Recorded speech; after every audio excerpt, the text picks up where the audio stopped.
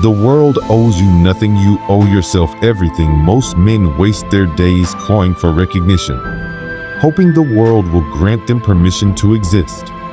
They build their lives upon the shifting sands of applause, seeking validation from those who neither understand nor care. But what if no one ever acknowledges you? What if your efforts go unseen, your virtues unpraised, your battles unfought by anyone but yourself? Should you collapse? Should you abandon the pursuit of greatness because no crowd gathers to witness it? A Stoic would scoff at such weakness. How long will you wait before you demand the best of yourself? Epictetus reminds us, do not wait for the world to recognize you. The world is blind. Instead, refine yourself, sharpen your mind, discipline your soul, and construct a reality where success is not given, but seized. This is the path of the Stoic. Here's how you take it.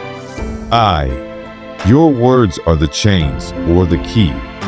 Choose wisely. Your life is shaped not by fate, but by your interpretation of it.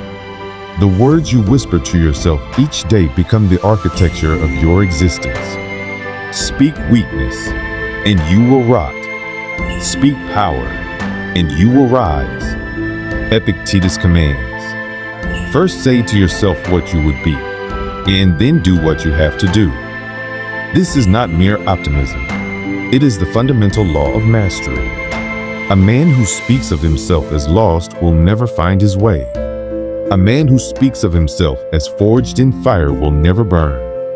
Tactic. Speak as if you are already becoming. Destroy limiting beliefs. Instead of, I am stuck, say, I am refining myself. Banish self-defeat. You are not a failure. You are unfinished. Speak with certainty.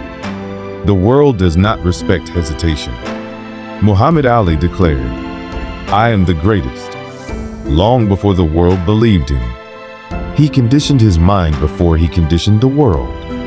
You must do the same. 2. Know yourself, so no one else can define you. Weak men seek their identity in the eyes of others.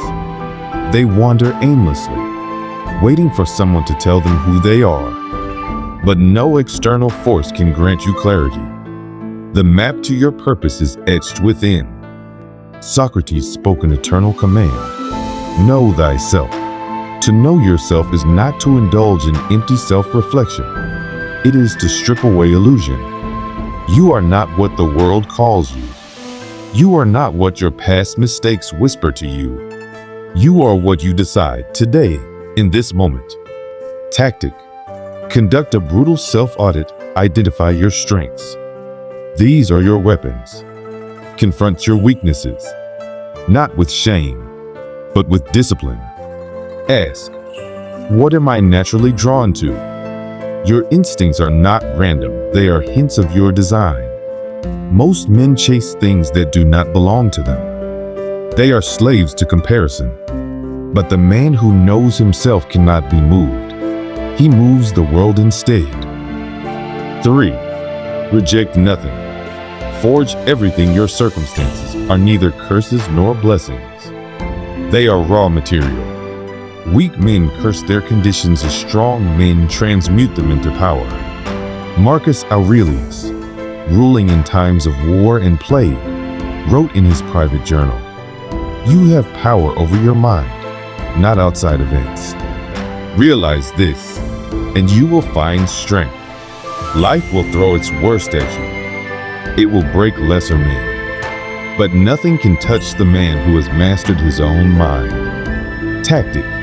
Transmute every obstacle into strength. Stop asking, why me? Start asking, what can I build from this? View hardship as a sculptor's chisel. Life is carving you into something greater.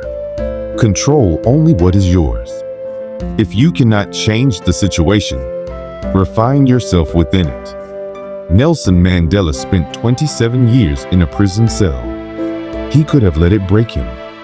Instead, he refined himself, deepening his wisdom, sharpening his patience, and emerging as the leader of a nation. Your suffering is not the end. It is the forge. 4.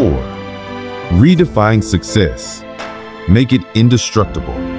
The world tells you that success is wealth, status, and applause. Yet history is littered with the corpses of powerful men who died miserable. Why? Because true success is not external. It is internal sovereignty. Immanuel Kant exposed the illusion. Happiness is not an ideal of reason, but of imagination. Most men chase fantasies of fulfillment. They believe they will feel complete once they have more, once they are recognized, once they win. But the wise man anchors success in the soul, not the world. Tactic. Balance ambition with inner mastery. Define success for yourself. Society's standards are illusions. Cultivate stillness. If you cannot sit in silence, you are enslaved to distraction. Serve something greater. The highest form of success extends beyond the self. Marcus Aurelius, despite ruling an empire, wrote, "Waste no more time arguing about what a good man should be. Be one." True success is not what you own. It is what owns you. Final thought. The world may never acknowledge you, but that does not matter. One day, your name will be forgotten. The crowds you once longed for will move on. The applause you once craved will fade into silence. What remains? Seneca warns, a gem cannot be polished without friction, nor a man perfected without trials. You are not being punished. You are being forged. The weak waste their lives begging for recognition. The strong refine themselves until recognition is beneath them. So, abandon the hunger for validation. Instead, speak power into existence. Know yourself so completely that no one else's opinion matters. Transmute every hardship into strength. Redefine success as self-mastery, not external validation.